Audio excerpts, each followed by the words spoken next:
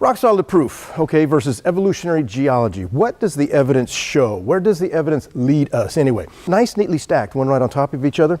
And an evolutionist worldview cannot really explain that. It says in any sequence of rock layers, the younger ones are on the top, the older ones are on the bottom. And that is true, there's no question about that, for the most part. They were all put there at the same time. There wasn't a bunch of time in between all of those layers, or all of those layers didn't take millions of years to form. Geologic time scale that could be applied anywhere on Earth were made in the late 18th century. The most influential of those early attempts, championed by Werner, divided the rocks of the Earth's crust into 4 main types. And that particular type was during a certain period of time of Earth history. Again, that all may sound good and logical and can fit most of the time. But then when you find an area that's supposed to be under this area, but what's interesting is in many of those books that geologic column is in, there are statements such as this. They say, if there were a column of sediments deposited continuously since the formation of the Earth, the entire history of the planet could be reconstructed. Unfortunately, no such column exists. And while creationists have been proposing dates around 6,000 to 7,000 years for the age of the Earth based on the Bible, early geologists suggested millions of years for geologic periods to take place. Evolution wants to say there were these vast amounts of time and just, we're lucky to show up. We just happen to be an animal that evolved and we're here. From an evolutionist perspective, that really doesn't make sense, because what is going to lay it out nice and neat and flat? We're the ones with the rock solid proof on our side. The Grand Canyon exposes more of the Earth's strata than any other place in the world, but less than half of the geologic system are included there. How can 80 to 85% of the entire Earth's surface not even have 3 of the 10 where they ought to be? Even this Big Bang idea that something blew up, nobody was there to directly observe that, but they're going to write about it. Or even if it's all those rock layers that say they take hundreds of millions of years ago and this thing all started 4 billion years ago, nobody was there to observe that. This group says, here's what we need, this is it. And another group of the same peer leveled, knowledgeable people say, no, that's not true. That's not it at all. Again, they're looking at the evidence, but they're coming to 2 total different conclusions. What makes a rock look old? Have you ever thought about that? They'll say this is a 3 billion year old rock. How do you know? Well, it's old. How do you know? Well, it looks old. Now, folks, you cannot even snap your fingers in 164 microseconds. You can't blink your eye in 164 microseconds. It's instant. But here's the thing. This granite that forms the base rock of this Earth was formed, cooled, solidified in less than 164 microseconds. St. Helens blows. And all this debris heads towards the lake there, okay? And the North Fork of the Toutle River was blocked for 5 days. For 5 days, this thing is blocked. Now, if you dam up a river, okay, you've only done half a job. Water is still coming in, but it's not going out, okay? So that means that all this flooding is taking place. There's really a flood the way that the Bible describes. But anyway, this is a beautiful picture here. The devastation of this thing and the canyon that's there. It's basically a 1/40th size of the Grand Canyon, but it is phenomenal to see.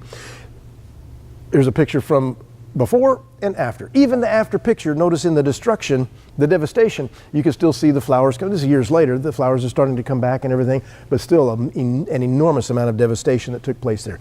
But see, the rocks, something of interest, the rocks that were created, that blew out of that thing, that were created, okay, they were just formed in that in that volcano blowing, dated 2.8 million years. Superheated ash, and they say ice. Okay, superheated ash and ice. Well, remember Mount St. Helens? You've got this scalding hot superheated gases coming out and all this stuff, volcanic material, and a whole bunch of ice.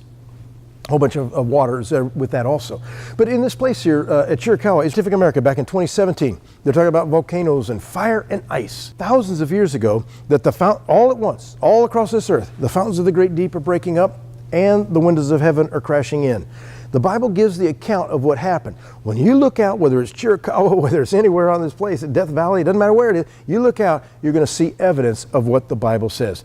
Windows of heaven open and ice. Fire coming up, the scalding hot stuff from beneath when the fountains of the great deep broke up. These huge temperature changes are coming together for the first time in history. And what about the hoodoos? And what about all these other things, the pinnacles and natural bridges? Here's another example, Bryce Canyon. If you ever get a chance to go see Bryce Canyon, you should do it. Bryce Canyon is beautiful. Our dynamic planet is constantly being shaped and reshaped by dramatic events such as earthquakes, volcanoes, mudslides, where there was water that caused a lot of this stuff. Volcanoes that caused a lot of this stuff. This was just saying, because the windows of heaven opened, a lot of water, the fountains of the great deep broke up, a lot of water and scalding hot material. From off the earth continually, 150 days, all this stuff happened.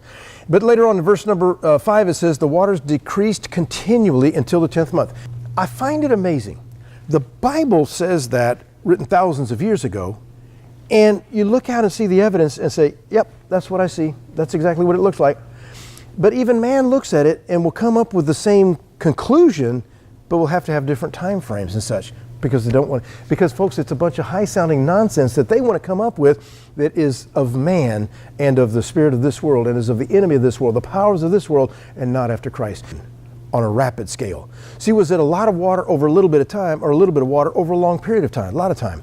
Only one would actually show the evidence that we actually see, and we are the ones with the mechanism to show what the evidence actually is. Vast inland seas, raging rivers, violence and rivers and upheavals and all this kind of stuff, they all say the same thing.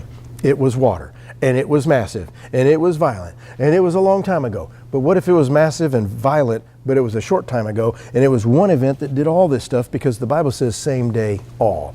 See, once again, how would the writers of the Bible know that to be true? Unto the place which thou hast found it for. God just made a low spot for that stuff. Natural bridges, you can go to a beach and you can see ripple marks, but they do not preserve a stone. They don't just turn to stone.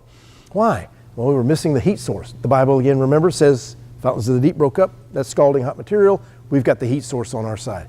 But all these kind of ripple marks and these footprints and dinosaur tracks and all that kind of stuff, folks, are found all over the place. Here's we're the ones with a rock solid proof on our side, because anybody knows, probably everybody has walked in soft mud. You've walked in loose sand and dirt. You've walked in soft mud. Our footprints don't turn to stone, but yet footprints are found turned to stone all over this earth. And the reason is we are missing the heat source today. We're missing the oven to bake them in. No matter where you are, you can just see the rock solid proof that what the Bible wrote about thousands of years ago is in fact the truth of what we see. So in summary, what do we see here? Okay, the creation mechanism is there was a big flood, covered everything. Lots of damage, lots of devastation. And it explains a lot of detail about it. But evolutionism says, well, their mechanism, all they have is long time. That's all they have. They don't have anything other than long time, and now they see the evidence that they have to come up with all kinds of different stories that don't contradict each other or don't interfere with each other. That's all they have. But what's interesting is even in evolutionist publications, they write these kind of articles. Look what it says here. 4 disasters that shaped the world. Nothing in evolution can be observed, tested, demonstrated, or whatever. Can't be done. But we can do small-scale evidence of what the Bible says. So what can we learn from these fossils? Well, let me show you an example of just a handful of inorganic fossils. Do you know man can make petrification, fossilization of items? Man can make diamonds. Man can make opals. Man can make fossils. Man can, if man can do it, then it does not, by definition, require millions of years to do. Well, you have certain conditions. Well, we had a certain condition at the time of the flood. We had the heat, we had the compression, we had all the elements, we had the oxygen-starved waters, we had the oxygen taken out. We have the mechanism for everything based on what the Bible says.